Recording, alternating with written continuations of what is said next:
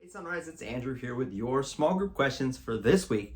As we continue in our series, We've Got Issues. Specifically, we're going to be in Matthew 5, 21 through 26, dealing with the idea of anger.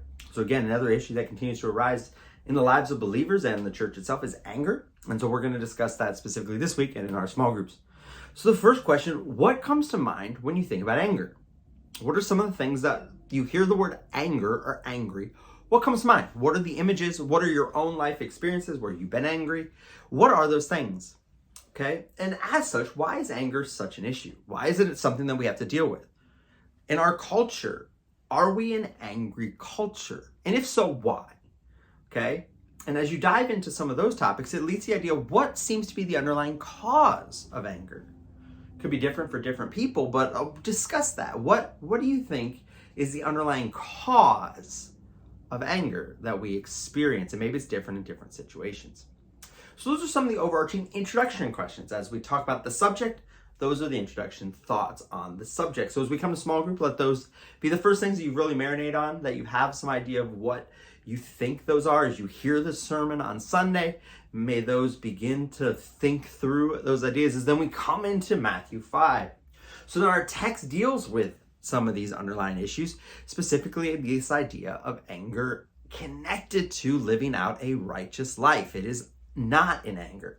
And so why becomes the question, do you think Jesus starts this way in the Sermon on the Mount? So he lays out this beautiful picture of what life in the kingdom looks like, the blessed, those who are blessed.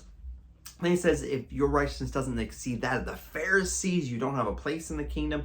So why then, if he's talking about our righteousness exceeds that of the Pharisees, the first place he goes to show this needs to be true is in anger. And how we respond to people, how we think about people, the words that we say. So why is that the first place he goes? Why is that such a big deal? And so in what ways, therefore, are we more like the Pharisees? What are some of the things that lead us more towards Pharisaicalism, if you will, according to this text? So think about that. What is it in your own life? Such as the idea of justifying. What are some of the ways that you justify your anger? And is it biblical, what you're doing?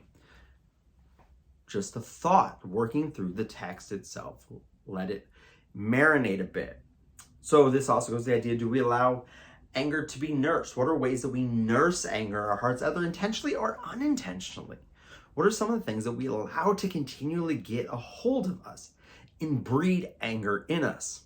And why do we do that? So we continue through the text. What is the connection of anger and murder? Why do we see Jesus linking those two things together? It's very important that we see those links in there as it then moves through the words that we say about people and the way we think about people, all those things connected.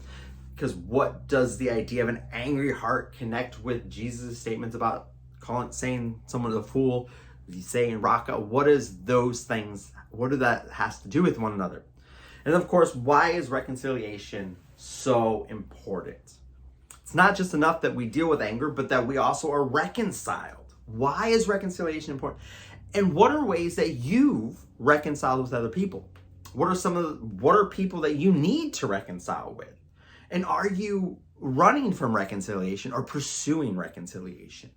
And so how is the Lord working that out? And why is that so important, especially in relation to coming to worship? Why is it important that we come to worship in a state of reconciliation, not division? So just allow some of those thoughts to go through your mind. Read in the text, be in the word, allow the Lord to work in you through his word, through the preached word on Sunday. Of course, if you missed the sermon coming up on Sunday, be sure to catch it online. It'll be on YouTube. And again, the audio will be available later in the week.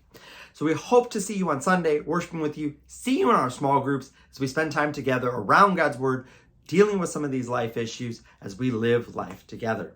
Can't wait to see you guys.